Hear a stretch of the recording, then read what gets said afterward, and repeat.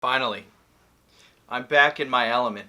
Something that's either black or red. But unlike Darkus, I have a lot to talk about today. I quite enjoy Pyrus. Pyrus, I think, is what made me the brawler I am today. These unfair win conditions that come in the form of Mac or Midas Indius. This is going to be a rather joyous episode. I'm going to like this. I'm going to like doing this one. Well, until we start talking about a certain card. Without further ado, roll that intro, baby.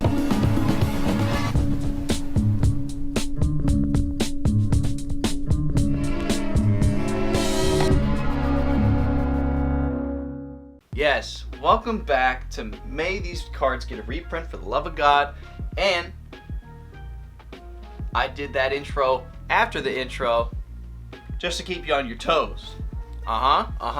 Today's Pyrus, baby. Today's Pyrus, baby. Elephant in the room. Superfuel. The notorious, expensive, memed-on card. That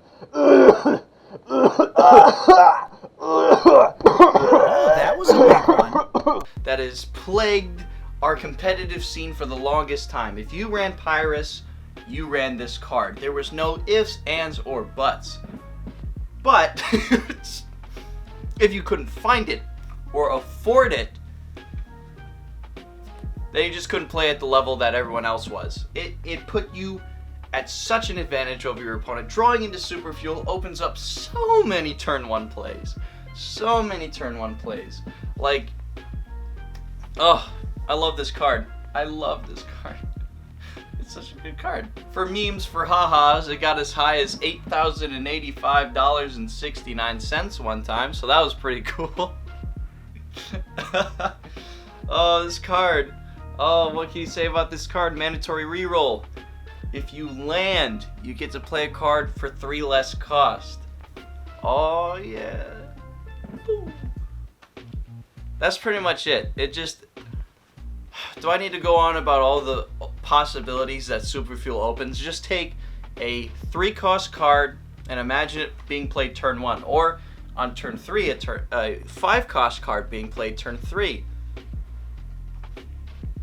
It basically knocks things down 2 pegs instead of the 3 that it does say, because you still have to pay the 1 for Superfuel. So just imagine playing any card 2 turns earlier. That's Superfuel. And everyone being able to have Superfuels will just... Hopefully Pyrus can make its comeback in a world of Ventus, Haos, and Aquos, and Darkus, ooh, thank God, coming up. So maybe, who knows? Dan from Battle Brawlers. This is another card that is hovering around $20-something that is a fairly decent staple for more mid-range, lower decks that want to cheese out more expensive cards that they can't simply do with just Superfuel, or decks that just like to have the constant advantage that comes with Dan. Less aggro decks. It would be those mid-range piles that would want to use Dan, or even to late game. So being able to let those decks have access to Dan would be fantastic. It is a 4-cost hero.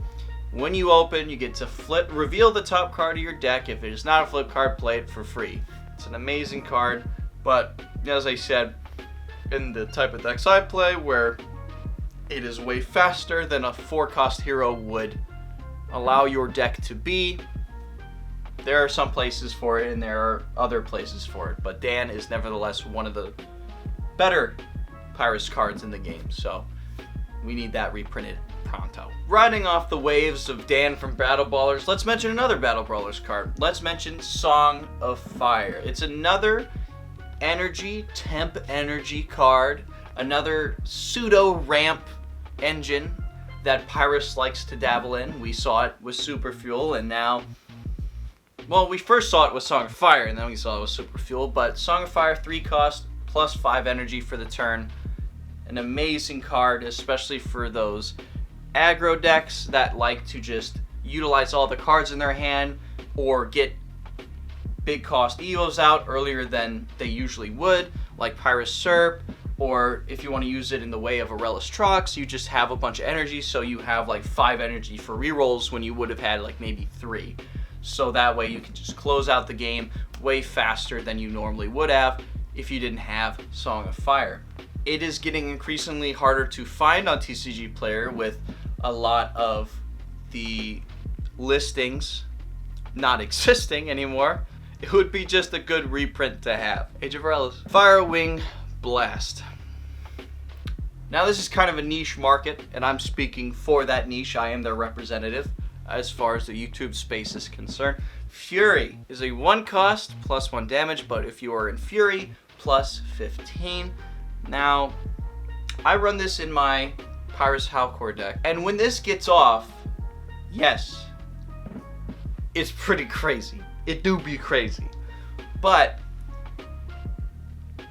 it's kind of, you have to set up for it. It's especially good in decks that don't run a lot of flips. I wasted my opportunity to use it on Aurelus Trox because I don't know why I didn't do that, but it's one of those cards. It's SR, it's an Age of Aurelus. It may have its uses in the future if Fury gets any better or aggro Darkus Pyrus gets better. It will be seen in those decks because plus 15 for Fury, that's a lot of damage. And especially when considering it could possibly be part of your win con with Mac Mock, baby. Mac Mock. Yes, sir. Got Mac and Midacendius for our alternate win cons. The ultimate uninteractive gameplay. Yes, sir. I love these cards. I love them. I love them. I love them. Not only do we change the way the game is played to where most decks are unable to deal with it because they focus more on B power than they do on damage, but they increase the thing that makes it so your deck is gone. Keep in mind, B power has no effect on your deck, obviously. But like, if I'm taking 15 damage out of your deck, you're dead, buddy. You're dead. That's a lot of damage. That is a lot of damage. And so, completely focusing around that damage, woo, woo, I love it. But it does come with its drawbacks. Power Creep Boys 2019 teched Might and Mac because Hydronoid, but also Cubbo hit the same numbers that Fury could around that time, so it could combat that, and it could combat on decks that focus more on B power, so it was able to win both battles. So teching it was a viable option. However, if you're me and stupid, you build decks that completely rely on Midacendius and Mac, where if you don't draw them, you're going to be taking some damage of your own. You're going to have your deck chomping away at your deck and possibly mill all your Midacendius and Macs and Dark Rages, and it's just the worst feeling in the world, and I hate it. With Mac hovering around $10 non-hex nowadays and Midacendius following suit for some reason because some idiot on the internet's hyping up these cards. These deserve a reprint in the blind box. Let's end it with Constrictor. Because gears are becoming prevalent in the game. They're becoming relevant in the game. I just said that so it could rhyme. And Green Fist and Helix because of Hydrus, but Green Fist because of the gear. That's the segue I was setting up there. Pyrus being able to tech flips for that is very good, very handy.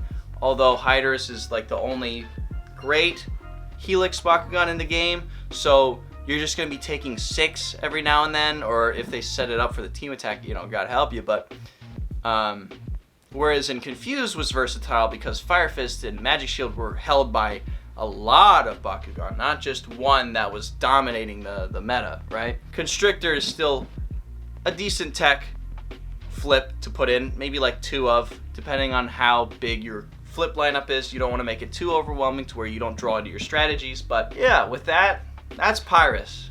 I like Pyrus. Pyrus is a good faction. If you like that, don't forget to like, subscribe, tell a friend, let the world know. Ventus is our last stop on this train. It's been a fun ride with y'all so far, so I don't know, Ventus, man. The underdog. The other one.